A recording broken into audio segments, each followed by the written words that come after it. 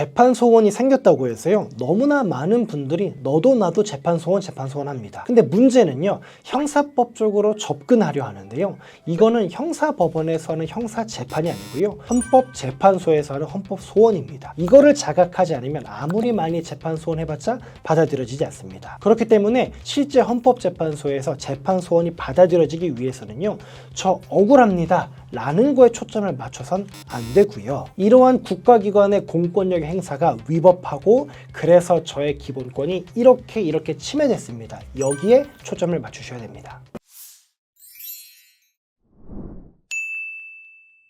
여러분 안녕하십니까? 검사 출신 형사 전문 변호사 법무법인 A파트의 용성호 변호사입니다. 재판 소원이 드디어 통과가 됐지요. 그래서 많은 분들께서 나도 억울하게 형사처벌 받았는데 과연 재판 소원으로 나의 억울함을 벗을 수 있을까 궁금해 하시는 분들이 많을 것 같고요. 또 실제 문의도 굉장히 많은데 오늘은 저희가 어떤 사건에 있어서 과연 재판 소원이 가능한지, 또 어떻게 그런 것들을 접근해 나가야 인용률을 높일 수 있는지 설명을 드려보도록 하겠습니다. 재판 소원을 인정하는 헌법재판소법이 통과가 됐기 때문에요, 이제는 더 이상 대법원에서 형이 확정됐대 이제 끝 이렇게 보기만은 어렵고요, 한 번 더 재판 소원이라는 구제 절차가 남아있게 되는 겁니다. 특히나 수사기관이요, 여러분의 핸드폰을 포렌식한 사건의 경우, 마약 사건과 같이 수사 과정에서 함정을 판 경우, 이런 경우에는요, 그 과정에 분명히 헌법과 법률이 정해놓은 적법 절차를 위반한 경우가 많습니다. 그렇기 때문에 그런 케이스다라고 한다면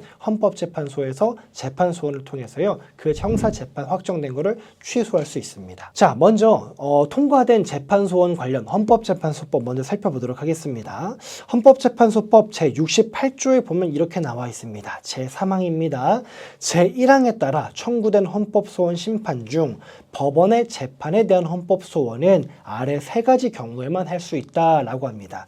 첫 번째가 뭐냐? 법원의 재판이 헌법재판소의 기존 결정에 반하는 취지로 재판한 경우. 두 번째, 법원의 재판이 헌법과 법률에서 정한 적법한 절차를 거치지 않아서 국민의 기본권을 침해한 경우. 세 번째, 법원의 재판이 헌법과 법률을 위반함으로써 기본권을 침해한 것이 명백한 경우. 이렇게 크게 세 가지가 가능합니다. 그런데 첫 번째 사유 있지 않습니까? 법원의 재판이 헌법재판소의 결정에 반하는 취지로 재판한 경우. 이거는 사실 조세와 같은 약간 특이한 규정에서 많이 발생하는 거기 때문에 우리가 일반적으로 접할 일은 별로 없다라고 보시면 될 것 같고요. 전체적으로는요, 두 번째와 세 번째를 좀 유의 깊게 보시면 될 것 같습니다. 자, 헌법재판소법이 이렇게 통과가 됐는데 문제는요, 아무런 기준도 없이 너도 나도 재판소원, 나도 헌법재판소 가서 한 번 더 판단받을래 라고 한다는 거예요. 많은 사람들이 이제 사심제의 시대가 열렸다라고 하지만 진짜 사심제가 열린 걸까요? 절대 그렇지 않습니다. 사심제가 열렸다라고 생각하고 접근하는 순간 무조건 기각될 수밖에 없습니다. 일단은 인용률을 높이기 위해서는요,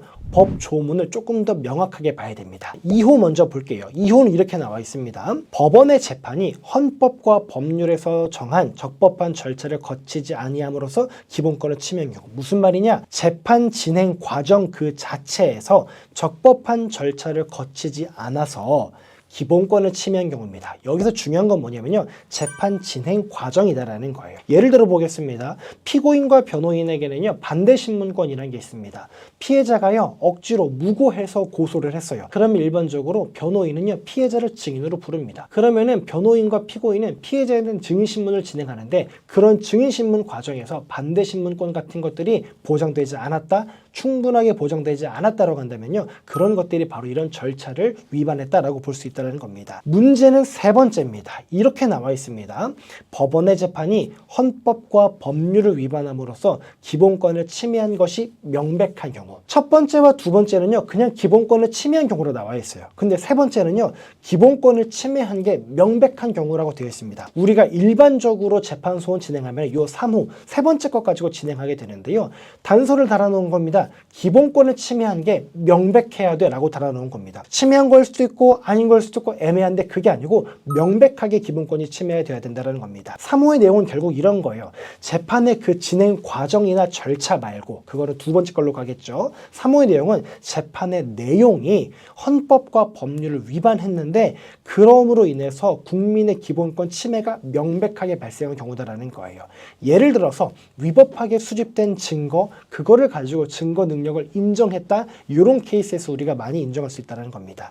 자, 그러면 실제 실제로는 어떤 사건에서 재판 소원이 가능할까 한번 설명을 드려보도록 하겠습니다.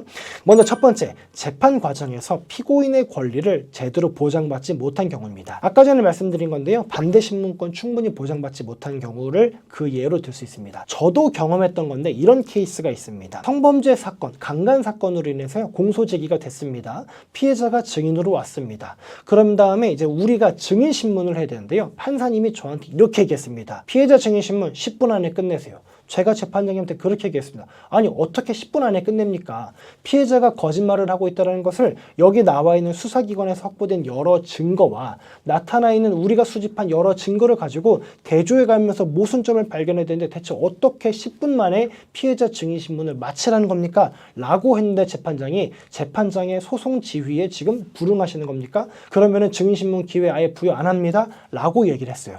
그러다 보니까 피고인의 입장에서는 어떻습니까? 변호사가 판사님과 싸우는 것 같아요. 안 되잖아요. 그러니까 저 역시도 알겠습니다 라고 하면서 최대한 10분 만에 맞추려고 했는데 제가 준비한 내용을 다 하지도 못하고 결국 증인신문이 끝났습니다. 그 당시에는 재판소원이라는 절차가 존재하지 않았지만 만약에 지금과 같이 재판소원이라는 절차가 존재한다고 한다면요. 그런 것들을 할 수 있다는 거예요. 내가 1심 재판에서 피고인의 반대 신문권을 충분히 보장받지 못했다. 재판장이 나한테 10분 안에 끝내라고 해서 나도 변호사도 그 10분이라는 한정된 시간은 할 수밖에 없었다. 나에게 부여되어 있는 헌법이 법률이 나에게 부여한 공정한 재판을 받을 권리와 피해자에 대한 반대 신문권 이런 것들을 내가 충분하게 보장받지 못했다. 그래서 내가 1심 재판에서 피해자에 대한 증인신문을 불충분하게 할 수밖에 없었고 그렇기 때문에 그 위법한 절차 진행으로 인해서 나의 재판이 나에게 불리하게 판결의 선고가 되었다라고 주장할 수 있다는 겁니다. 또 어떤 케이스가 있겠냐? 피고인이요 증인 신청을 합니다.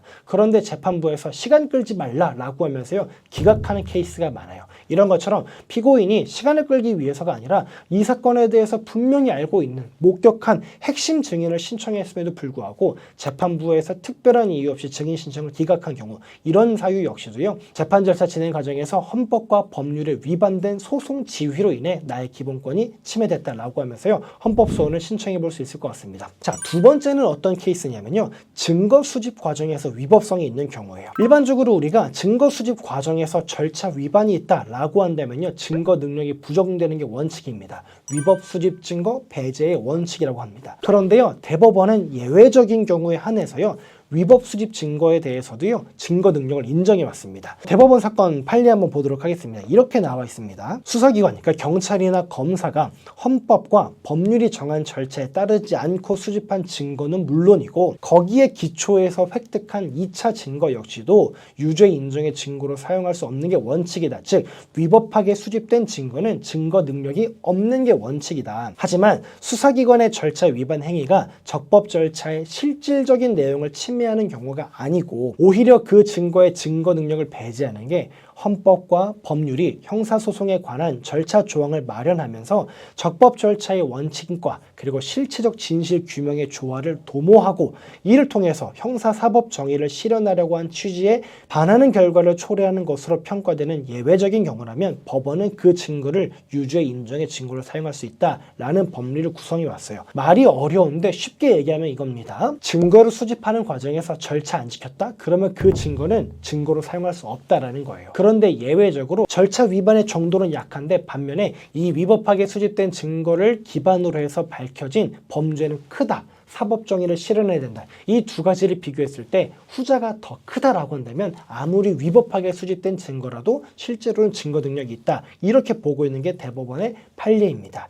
이런 류의 사건들이 어디서 많이 나오냐면요. 핸드폰 포렌식을 진행하는 사건, 또 체포 구속이 진행되는 사건, 영장 없이 이미 제출받은 사건, 그리고 마약 사건, 요 한 4가지 정도 사건에서요 이런 류의 어떤 판례들이 굉장히 많이 나옵니다. 그렇기 때문에 여러분의 사건이 이 4가지 사건의 하나의 케이스에 해당한다고 한다면요 과연 내 증거가 수집되는 과정에는 절차 위반이 없었는지 변호사를 통해 한번 상담을 받아보시는 게 좋을 것 같습니다. 자, 그리고 세 번째, 어떤 사건이 재판 소원을 진행해 볼 수도 있냐면요 사인이 위법 수집 증거를 수사기관에 제출한 사건입니다. 법원은요 수사기관이 아닌 사인, 즉 개인이 위법 수집 증거를 제출할 경우 거의 대부분 증거 능력을 인정해 왔습니다. 이런 얘기예요. 사인, 개인이란 게 너무 어려워 보이는데요. 피해자가 가해자의 핸드폰을 훔쳤습니다. 피해자가요, 가해자의 집에 들어가서 몰래카메라를 설치했습니다. 그리고 가해자가 범죄 행위 저지른 걸요 녹화해가지고 제출했습니다. 위법하게 수집된 증거죠. 훔쳐서 냈으니까요. 집에 들어가서 몰래카메라 설치하고 그거를 증거로 냈으니까요. 위법하게 수집된 건데 우리 법원은 지금까지요 개인이 사인이 위법하게 수집된 증거는 증거 능력이 있다라는 입장을 펼쳐왔습니다. 앞으로는 이런 사건들 역시도 재판소원의 대상이 될 수 있을 것 같습니다. 자, 지금까지는요 어떤 사건에 있어서 재판소원을 해볼 수 있을까 설명을 드렸는데 그러면 어떻게 해야 재판소원이 받아들여질까 설명을 드려보도록 하겠습니다. 핵심은 뭐냐면요 기본권 침해입니다. 아까 전에 제가 보여드렸던 헌법재판소법 본문을 한번 다시 돌아가 볼게요. 자, 위에 앞에 쭉 많은 것들이 나옵니다. 헌법재판소의 결정에 반하는 취지로 재판했다. 헌법과 법률에서 정한 절차를 거치지 않았다. 헌법과 법률 위반했다. 그래서 결론이 뭐가 돼야 돼요? 기본권을 침해해야 된다는 겁니다. 재판소원이 인정되기 위해서는요 재판부의 소송 지위가 헌법과 법률에 위반됐습니다. 수사기관의 증거 수집이 헌법과 법률을 위반됐습니다. 끝. 요게 아니고 그래서 나의 기본권이 어떻게 침해됐습니다. 여기까지 나아가야 된다라는 겁니다. 그렇기 때문에요 형사법원은 수집된 증거가 뭔지 그런 증거를 기반으로 어떤 사실관계가 확정이 되는지 그러한 사실관계 하에서는 피고인에게는 어떤 죄가 성립되는지 검토하는데요. 헌법재판소는 그 과정에서 기본권 침해가 없었는가 이거를 검토한다는 거예요. 우리가 일반 형사 재판할 때보다 한 가지 더 입증해야 됩니다. 위법합니다. 플러스 나의 기본권이 침해됐습니다. 요 두 가지에 초점을 맞춰야지 기본권 침해에는 초점을 맞추지 않은 채 수사기관과 법원의 재판 진행이 증거 수집이 헌법과 법률에 위반됐습니다. 억울합니다. 이 얘기만 하면 절대 받아들일 수 없다라는 겁니다. 오늘 영상 도움되셨길 바랍니다. 감사합니다.